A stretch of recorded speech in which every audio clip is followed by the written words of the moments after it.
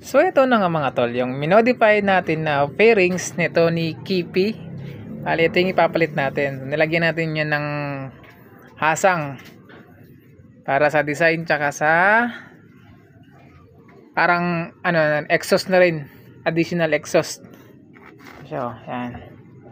So ang ganda nito pag nalagyan ng underglow, lalabas dyan yung mga ilaw.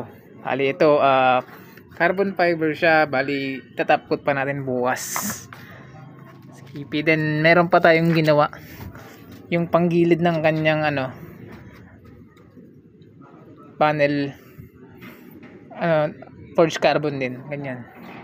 Tapos meron pa isa dun, yung dito naka carbon din.